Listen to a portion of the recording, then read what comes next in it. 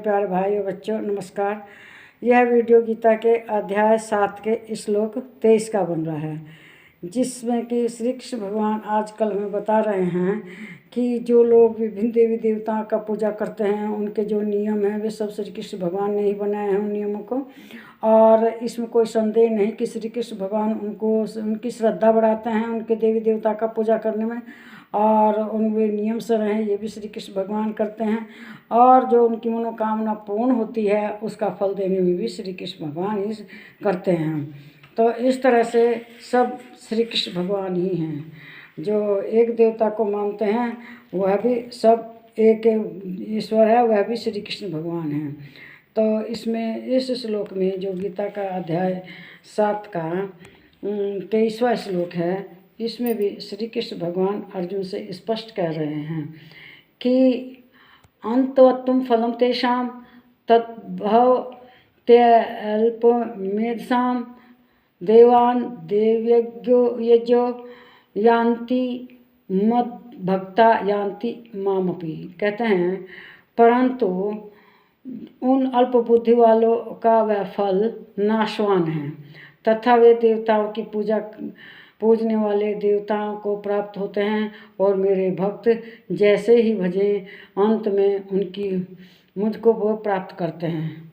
तो श्री कृष्ण भगवान इसमें स्पष्ट कह रहे हैं कि जो आदमी लक्ष्मी चाहता है, जो चाहता है वह तो सब यहीं छूट जाता है, और जो श्री कृष्ण भगवान को योग भाव से, आत्मयोग से, ज्ञान से पूजता है वे अंत में श्री कृष्ण भगवान को प्राप्त होते हैं और वे मोक्ष प्राप्त करते हैं।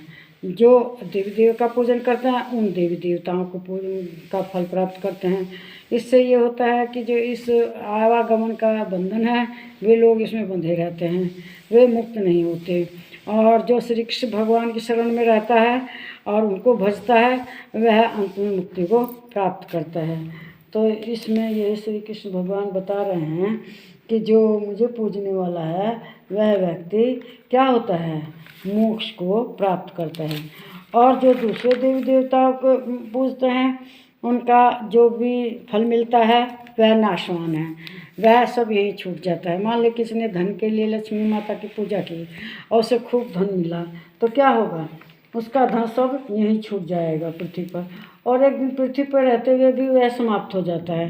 कहना कुबेर का खजाना भी रहे वह इस पृथ्वी पर समाप्त ही हो जाता है। लेकिन जो कृष्ण भगवान को पूजते हैं वह हमेशा मोक्ष को ही जाते हैं और उनकी शरणागत होते हैं। उनकी शरण में गया हुआ व्यक्ति कभी भी इस पृथ्वी के आवागमन से नहीं बंधा रहता और वह अंत में मोक्ष को प्राप्त हो जाता है, श्री कृष्ण भगवान को प्राप्त हो जाता है। उनका कहना है कि कामनाओं की पूर्ति का फल मिलता है, वह श्री कृष्ण भगवान सहयोग करते हैं उस फल में, लेकिन वह नाशवान है। सब दुनिया में जो भी चीज़ें हैं सब नाशवान है, केवल भगवान का साथ ही अमर है और मोक्ष देता है। कम बुद्धि वाले अज्ञानी अन्य देवता को छोटे छोटे फल के लिए पूजते हैं और वह फल हमेशा नहीं रहता, वह सब नाशवान है इस पृथ्वी पर। ये देवी देवताओं को प्राप्त होते हैं और वे जो भक्त उनको प्राप्त होते हैं, जो उनकी पूजा करते हैं वे मोक्ष को प्राप्त होते हैं। वे जो दूसरे देवी देवता को पूजते हैं वे संसार के चक्र में फंसे रहते हैं, उनका आना जाना लगा रहता है, ये जन्म वो जन्म कई जन्म 84,000 योनियों में भटकते रहते हैं। और जो श्री कृष्ण के शरण में रहते हैं वे क्या होते हैं, उन्हें मुक्ति मिलती है, उन्हें भगवान मुक्ति प्रदान करते हैं। किसी भी देवी देवताओं को पूजा करो, कृष्ण भगवान उनका साथ देते हैं, उनका मनोकामना पूर्ण करते हैं, लेकिन मोक्ष तो उनकी शरण में ही प्राप्त होता है। ये विचार अगर आपको अच्छे लग रहे हैं तो बताइए, कमेंट बॉक्स पर लिखिएगा।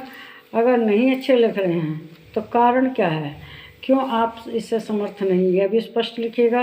अपना तर्क दीजिएगा कि हम इस बात से समर्थ नहीं हैं। इस वीडियो को लाइक कीजिए, शेयर कीजिए, इस पर कमेंट कीजिए।